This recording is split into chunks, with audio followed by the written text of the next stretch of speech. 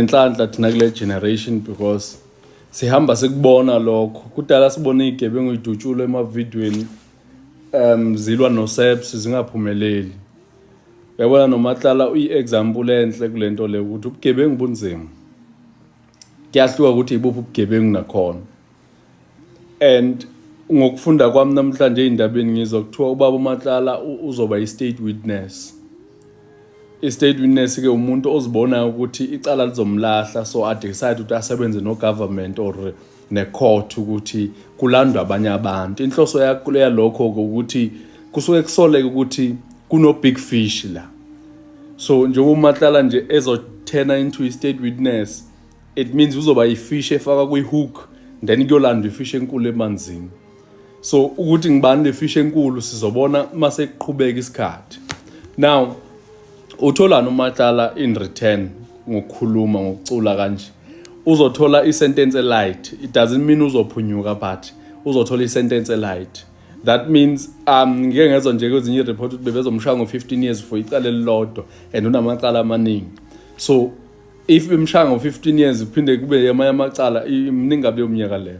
So instead ngathi uzoshaya ngo-7 years, lo 7 years uzophinda uphulwe because I think uzophinda ahlale 3 years ejele and then aphume. So yonke lento leyo imenzi kwangathi into attractive, I'm sure. I'm not sure ukuthi bekabhekane nani because ngeke ngezwe nokuthi ebhongeni kunzima kakhulu.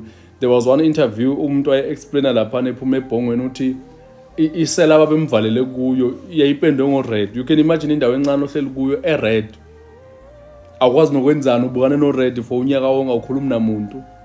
Yokuhlanyisa ikhanda leyo nto leyo. So I'm sure lento nayo ihambe yamphula umoya ngaphakathi wabona ukuthi yazini manje mangizikhulumele mina mangizisavele iskin sami.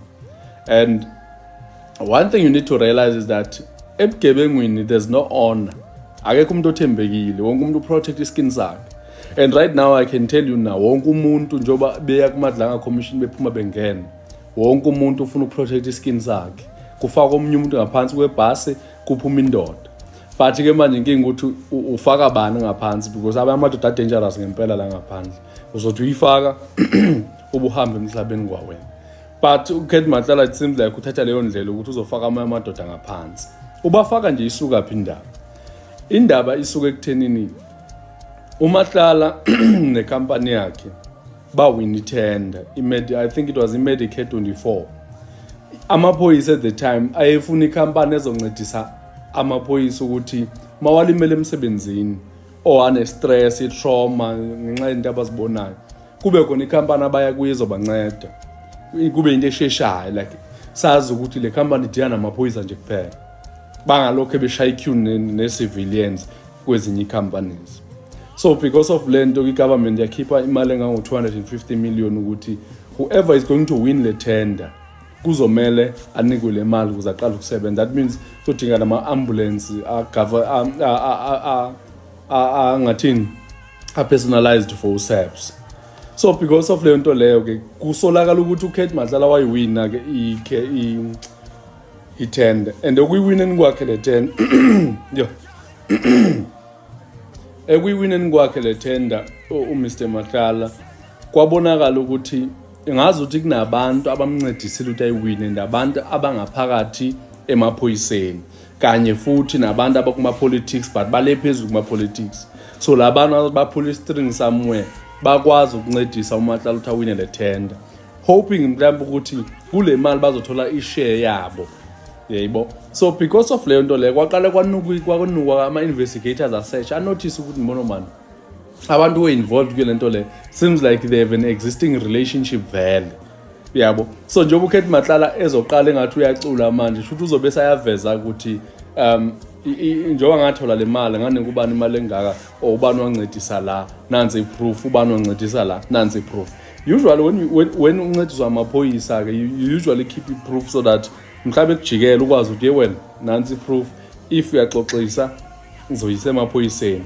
So indaba ilapho ke manje ukuthi kahle kahle obani aba influencer ama outcome ale tender because ama-claim akhona right now kuthiwa i-business people abantu aba-powerful bezamabhizinisi amaphoyisa le phezulu asazi-ke noma omasemulo Rosibiya or obani sizozwa ngayo uKurt Matlala because thina sinabufakazi simamele iy'ndaba siyidicayidele khona. Abanye kuthothi abantu abakuma-politics abale phezulu kuma-politics njengoba nike nabona ubaba uMchunu ukuthi naye uke wabizwa kuMadlanga Commission ukuthi azoziphendulela nakwi-ad hoc committee ukuthi azoziphendulela. So kuthiwa-ke manje kwathi imali singenile kwi-bank account yecompany kula khona kwaqala manje kwenziwani kubhadalwa ama-subcontracts ezinye ikhampani ezincane, but kwaphinde kwanotice ukuthi kunama-unusual payments la enzakalayo and there's a relationship between labantu abathola ama-contracts ne-officials zakwa-SAPS. So kuzobhekwa manje ukuthi ngabe there was a middleman or kwakwenzakalani. So at the time i-government decided ukuthi because kuney'nsolo ey'ningi kakhulu yakhanselwa i-tender. So because babebona ukuthi kunama-red flags amaningi kakhulu and because of i-pressure ye-media kanye nama-whistleblowers kwagcine kuthiwa makube khona investigation. And investigation elidishele ukuthi kugcine kube khona abantu abanjani ababoshwayo. Abanye bagcine njengomculo nje ugcine esuspendwa ke yena because of lezo zinto lezo ukuthi ngenze ukuthi wa-influencer ukuthi makwenzeke izinto not just kule party le party kuma-party amaningi kakhulu. So now Mr Matlala usedecide ukuthi makacule azokwazi ukuveza abantu ukuthi obani babenza njani. So i-commission or i-court izobe sithola ubufakazi bese iyabheka ubufakazi enikwa yena uMatlala. If i-happy ngalobufakazi that means i-deal goes through. If ayikho happy that means izikhalela uMatlala because kuzobe kubona ukuthi mhlawumbe unamanga uzama ukudelay isikhathi then bazomjaja ngaleyo nto leyo. But ke iqiniso lizokhishwa i-court asikwazi nokukhuluma into ezifu sinobufakazi because abukho ubufakazi into yinzwabethi yonke le ama-rumors abukho ubufakazi. So sizoyibona mayise isayinwe i-court ukuthi ngabe ngempela kwenzakaleni. Okwamanje izi-rumors nje kuphela. Bafethu namhlanje kuthe kusisa nje sabe sibhizi celebrate-ana nokwina kweBafana. Being a South African is a flex. Even ama-haters bafethu bayofumana ama-chest pains baphinde babe right. Ni-aware into yoba asiwinanga against i-South Korea kuphela, siwine against i-AFCON. Ayi bafethu uThixo namhlanje usithandile. Ngibani wayesazi into yoba namhlanje singabe sisithi uVusimuzi Kurt Matlala upleade guilty on all charges ezinokwenza nala fraud and corruption case yakhe lamcimba kwenza la tender yase-SAPS. Nzabuya kuyo ngapha iMadlanga Commission ayifuni ukuqhelwa nguKarim Sulumane ovela abe nemikhuba nje yokugula nexa kumele into bazo-appeara apha kuMadlanga Commission. Ngapha bokukhona uTumelo Nku because namhlanje bome bakuzwa u-appeara uKarim Sulumane baba nezitori but ke ngoku kwabe beyi-replace i-appearance yakhe ngoTumelo Nku. Hayi umuntu uzakazi noma makaqale uyasiqala ngekaVusimuzi Kurt Matlala. Izolo bafethu kuyovela into apha into yoba uVusimuzi Kurt Matlala bayamseparate bayamkhipha from bonke ababanye o-accused kule case yakhe enokwenza nala tender yase-SAPS. Then kwathiwa izasuka kwi-separate court ke nyani namhlanje u-appearile kwi-separate court lapho sive khona into yoba phofu i-IDEC bese ke yaba nako nje ukubreaka into yoba ingathi ukuthethathethisana noVusimuzi Kurt Matlala ingathi kuyacalanye. So ke namhlanje court lapho sive khona into yoba uVusimuzi Kurt Matlala uthena into i-state witness.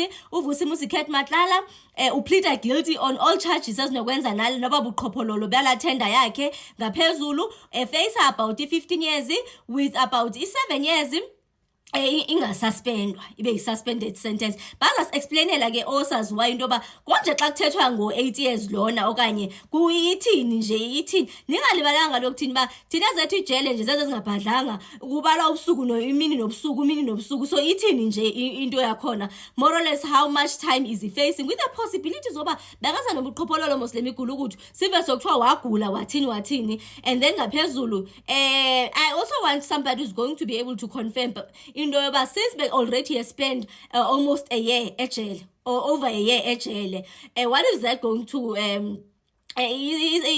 kuzakwenzekani ngaloyo? But because according to mna that year It was before because I trial nje, it has nothing to do with i-sentencing yakhe. I-sentencing yakhe xa seke sentenso izawuqala ngoko i-sentence yakhe, but ke sizayiva izawuthini indaba kabani ekavusa imuzi Kate Matlala. Hey, ndivele ndavela even laa Tsakane laa mfazi wakhe lwa, because ngoku kaloku ngaba bebemane mos bedibadibana ekhoti ufike bebambabambana bethi now that abasezumane noba bedibadibana izawuthini le nto. Asiyazi okanye kuleya i-case because remember ikhona laa case yabo bayivelela bonke apho kwake bathola ngokuba ufuna ukubulala uTeboho Thobejane. So sizayiva nje izathina apha ethubeni ngapha.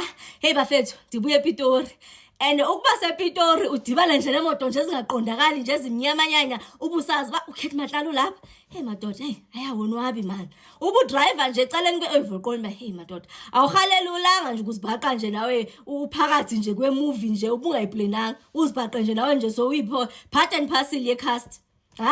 Because hey bafethu, zininzi imuvi ezingadlalwa nje yaba abantu akusingabantu okhale kuba seduze kwabo ivala noba ndibona babemali embabe ayiboya bamabulali man, ndandi ngihambe ecaleni kwabo. Shaphu ke sibuye size kwekaKarim Sulumane. Karim Sulumane unomkhuba oba ngexa kumele into bazo-appeara kuMadlanga Commission uyagula yena, uyahospitalizwa yena. Uvakale namhlanje u-evidence leader esithi banenjongo bezi-evidence leader babona into bayimani ngumkhuba lento yakhe because uba ngabakho into emfunisa uba makazo-appeara kuMadlanga Commission hayi akaguli, and bafila into yoba kukhona indelelo akayenzayo and akacooperate. Bathi sebelindele ezinye izinto zifana nama-statements okanye financial statements zasebhenke nani nani nani. Utshone vela yayo zinto abe enga-admithwanga ngephofu esibhedlela, engasizinto futhi ezinzima nje ngaleyo ndlela. But nje whether i-coincidence whether intoni sebefuna into yobuMadlanga Commission number one imcharge aprostitute for ukuthini ukudelela iMadlanga Commission. Number two, bafuna into yoba uMadlanga Commission ibe isenza ii-findings ngale i-evidence eseyilidiwe ngaye uKarim Sulumane ngeze sizazi izinto. Ubiyawuzala nkomoni bafethu andiyazi, but sike sayibona mos already pha ku-Mike van Wyk into yoMadlanga Commission ayisenaxesha lakudlala ngoku. Uba ukho bakwazi uqhubeka at your absentia. So ubeyawuzala nkomoni bafethu asiyazi. Sibuye size ngapha then after ke Karim Sulumane watestifya uTumelonku. Tumelonku ningalibalanga ngulona emos uwitness J lo singazange simbone, singazange sive even i-testimony yakhe. Zikhona nje i-bit and portions ze-testimony yakhe ezezasherwa kwathatha zakwenziwa public. Ikhona into ethi ngumgulukudu onokwenza nentoni neziyobisi. uTumelonku lo yena ohlobene nobani nala Chief Mashaba owase Gauteng traffic. Ukuba iyawuzala nkomoni bafethu hayi asazi, hayi bafethu andiyazi, but nje ndiyabona nje ba ilanga nje lalamhlanje nje uThixo nje uthe nje usafuna nje ukususa nje amabhadi asuse nje inkungu. Kukuthi ke bafethu izolo ne kuvele into yoba ingathi ugovernment wethu ufuna ukusidelela, badecline i-application ye-March and March eyokuba mabamatshe eDurban. So yakhona into ethi but ndabathanda kwabona apho be-aware khona into yoba even with ukudecline kwabo lando abantu basengaqhuba. Sidiniwe bafethu kukumamelana no-government, ugovernment ongazimiselanga ngusimamela. So u-aware into yoba abantu basengaqhuba bengayifumananga laa nto, but at the very same time ukumatsha ungafumananga permission ku-illegal. So siyarhalela ukwazi uba ugovernment yinto le nto akafuna ukuyibona. So that's just about it for now bafethu. I am exhausted, I am tired, but mark this day, which is the 25th of June 2026, because I am busy doing a documentary about something. That's something which I will share. Give it a couple of months or so, but it's about my personal experience, my personal story. Bafowethu, into ongayazi inkulu kakhulu kunawe. Uthi ubuwazi ukuthi ikati lemnyama uVus'Umuzi Kate Matlala uzovele nje athathe isinqumo esijulile sokuthi atlalela amacala wonke ngiyawavuma. uVus'Umuzi Kate Matlala ke bafowethu usevele wathatha isinqumo sokuthi nje enkantolo aplead guilty onke lamacala, amacala ezenkohlakalo, amacala nje onke abebuzwa ngokulandela uthe nje guilty and guilty. Asazi ke lokho ukuthi mfowethu wena ungakubona ukuthini ake sixoxe nje, ngiyafisa ukwazi ukuthi kuma-comment lapha kuma-comment section ukuthi wena ukubona kwakho ukuthini, ucabangani? Yini ikati elimnyama into eliyisolayo futhi lizama ukwenza njani? Mina ngokubona kwami ngicabanga ukuthi mhlampe ikati elimnyama liyabona ukuthi sesihlale kakhulu kwi-trial. Yabona mazofika uhlale kakhulu kwi-trial ungakagwetshwa, awuyitholi ibheyili, uyehlwenyuka, ungaphakathi enkantolo akwenzeki lutho, kuyacaca ukuthi ungaphela no-5 years. Awuyitholi ibheyili, ungaphakathi ejele, still uyehlwenyuka. I think kungcono uvesane ulivume icala, uthole isigwebo ositholayo, futhi useva ne-state ukuthi i-state kwasona singangena ey'ndlekweni, ngoba phela ukhosa i-state kakhulu, siqhubeka sidiga kakhulu ubufakazi ngala macala onawo until siye sigwebe. It is better ukuthi wena vuma amacala akho bese kuba khona ne-arrangement yesigwebo esingcono kunesigwebo obuzosithola sodilika jele. Hleze manje asinde kudilika jele, anikezwe nje isigwebo seminyaka, not kuthiwa odilika jele mhlawumbe aba-5 noma ubani bani, mhlawumbe ngathola nje isigwebo esiqondile ngokwecala necala, ngoba phela icala alilodwa la, icala akusilona nje leli nge-360 million lokukhwabanisa le-fraud nani, but maningi amacala khona awavumile. So-ke icala necala lapha linesigwebo sakhona neminyaka yakhona. So-ke sekuzohlanganiswa-ke iminyaka icala necala linesigwebo salo, linoswazi lalo.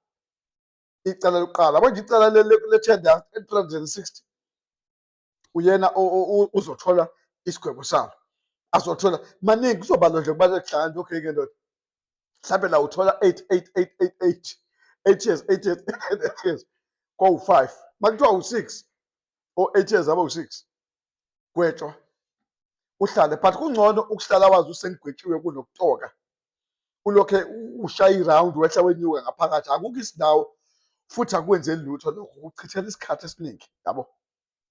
Sonke-ke siyazi-ke bafowethu ukuthi uVusimuzi Khethemahlala baningi abantu esebekhiphe ubufakazi ngaye, and again engazi ukuthi ngisho amaphoyisa ayesebenzisana nawo ayamjikela, ayemthembisile. Abantu abaningi abakhokhelile bamujikela la uVusimuzi Khethemahlala. I think uzisizile ngokubona kwami ukuthi alivume, ngoba baningi abantu esebemudla ithende la ayekade bakhokhelile, including namaphoyisa amaningi.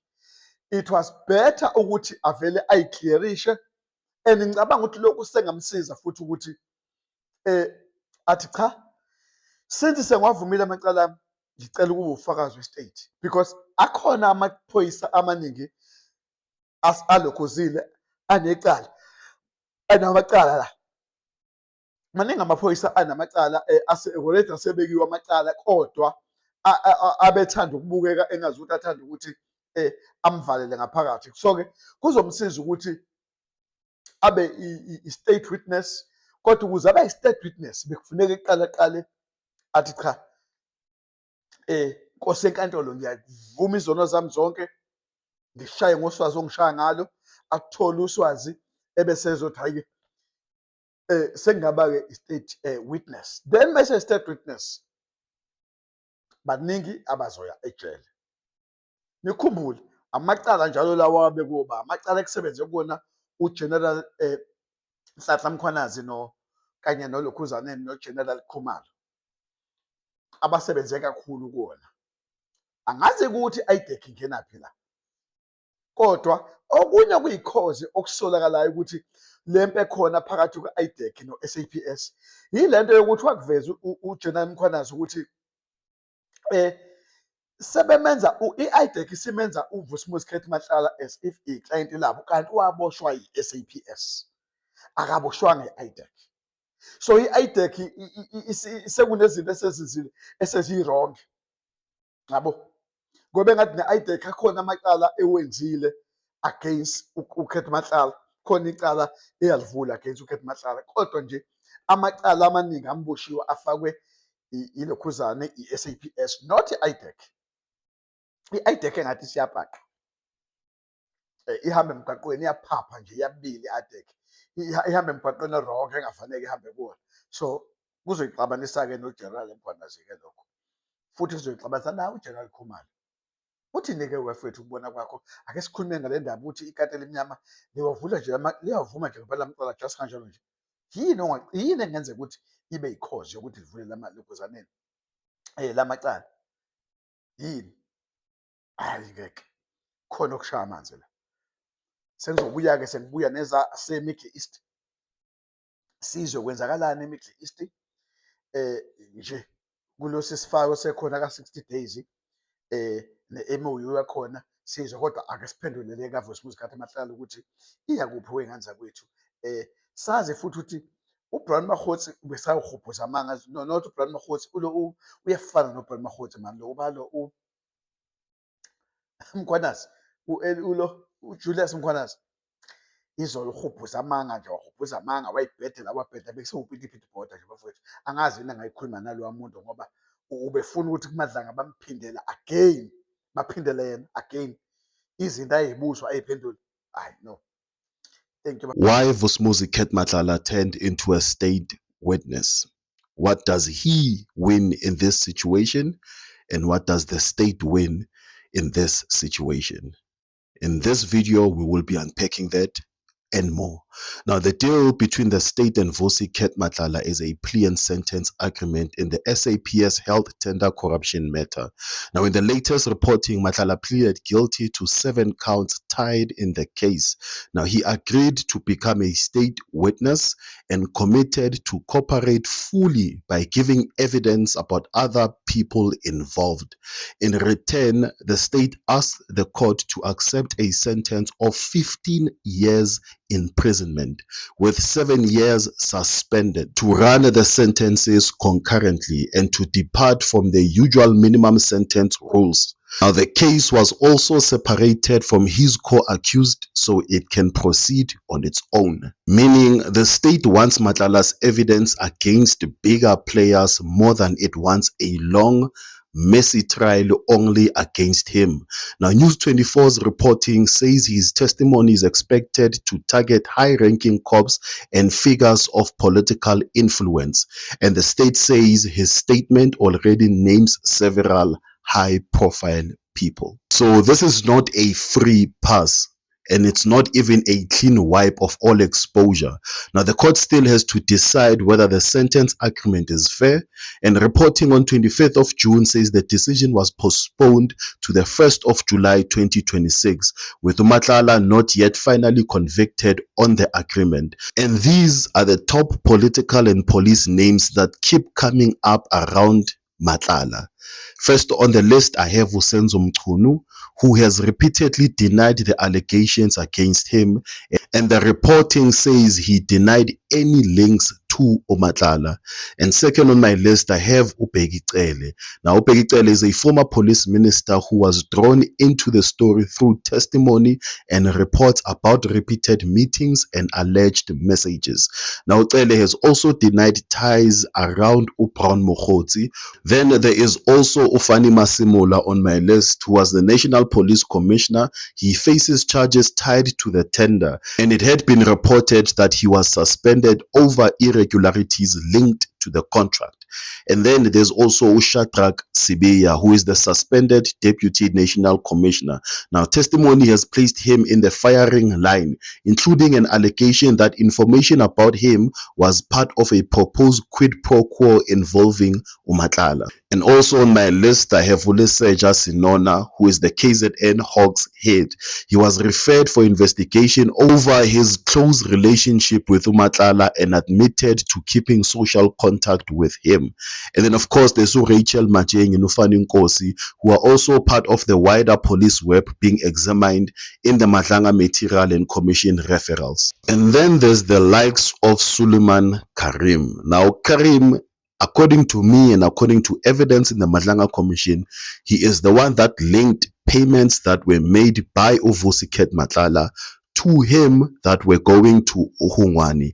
And that's how Maumela will step into the picture And I believe that through Hangwani Morgan Maumela, there might be bigger political people involved in this whole mess. So the state is not letting Matlala off. It is trying to turn him into a witness against the bigger network around the tender. So do you think this is a deal that is fair, or do you think this is only a deal that benefits Matlala? What are your thoughts? Hello Mzansi, welcome to Mkosi waseMzansi. If today is your first time visiting this channel, please do the right thing and click the subscribe button. Cat Matlala plead guilty ngandolo kuwonke amaqala labeke wona corruption, fraud. Kanti bantu abaningi basali bamangele because they really didn't expect ukuthi angaplead guilty, and bantu abaningi bayadebuta ukuthi kwende njani as a plead guilty. Did he take a plea deal waba state witness? And abantu abaningi bayabona ukuthi kusatoshuba ke manje uTuculu Matlala. Do comment your thoughts down in the comment section. Don't forget to hit the notification bell. I'll see you in the next one. I'm signing out. Goodbye.